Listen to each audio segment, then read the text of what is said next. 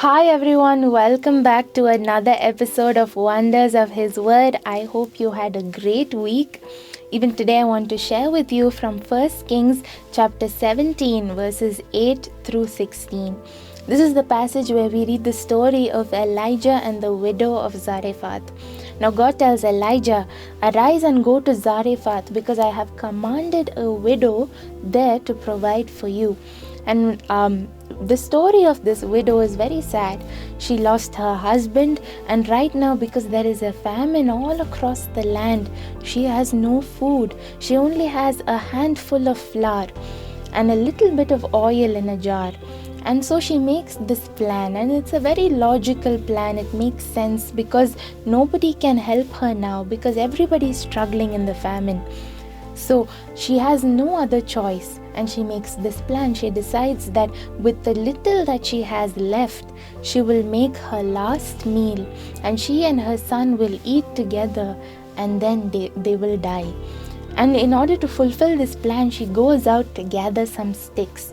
And as she is gathering just a few sticks to use as firewood to cook their last meal, she sees this strange man whom she doesn't even know. He comes to her and he asks her for a cup of water. And as she goes to bring this cup of water for Elijah says, "Can you also bring me a morsel of bread?" Now, if she wanted to fulfill her plan, she would have just said, "No, I don't have any bread. I'm sorry, I can't help you." But she tells him, "See, I only have a little bit of flour and oil, and my son and I were planning to eat that and die. That's why I'm gathering some sticks now to cook it, and I don't have any more to give you." And that time Elijah says, "It's okay, you just make me a small cake with that flour and oil, and afterward you cook for yourself and for your son. Because God promises that your jar of oil will never run empty, and your bin of flour will always be full." Now, according to the plan that she made, and if she thinks about this logically, she could have just followed her plan, saying, "Who is this man I don't know who's coming and telling me that I will have an abundance of food in my house when everyone is suffering from this famine? Even he doesn't have flour and oil. He is asking me for food. Who is he and what is he saying?"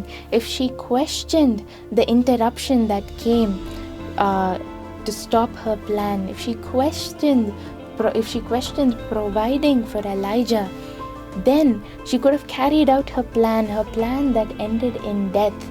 But because she first obeyed the command of God to provide for him, because she first made a cake and she first brought water to Elijah before she went to cook for herself and her son, her plan that she had made to end in death, God changed it to a plan that ends in abundance and in life.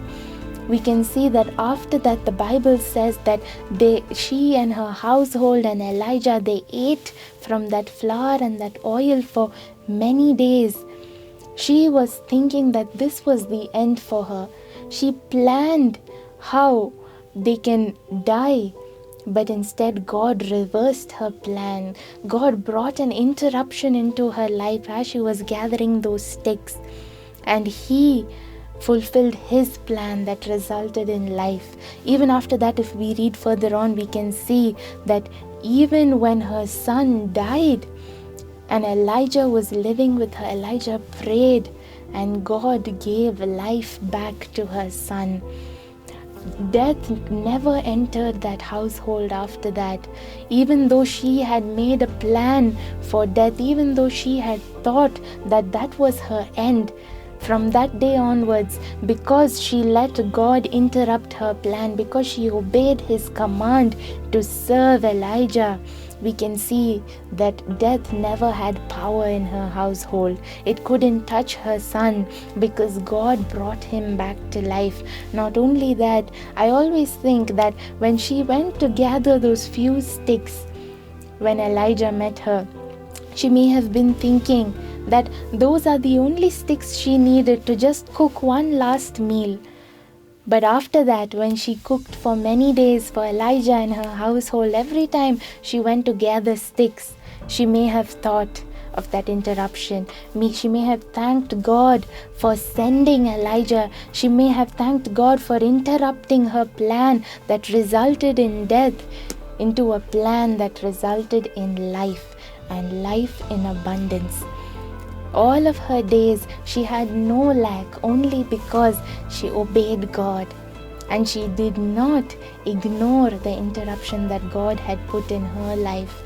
Today, if God is interrupting our plans, it means that He has something bigger for us. It means that He has a plan that will end in life and in blessing and in abundance.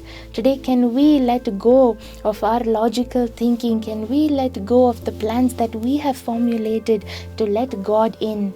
Can we choose to obey His command above our own tasks and above our own plans that we have made? When we do that, God will give us victory. He will make sure that no lack or no death will come near our house ever again.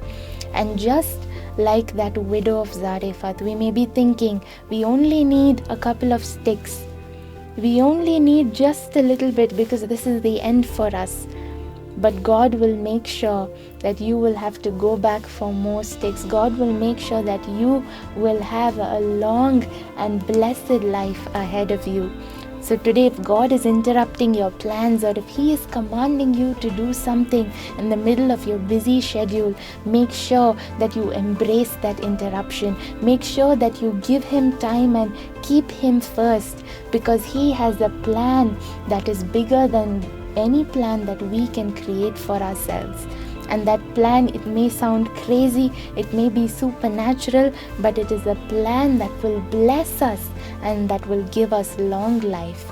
I hope this message has blessed you, and I hope you have enjoyed this program. Make sure you share it with your friends, like and drop a comment below. Not only that, you can reach out to us through WhatsApp or our email ID. Make sure you also follow us on Facebook. Have a wonderful weekend. God bless you.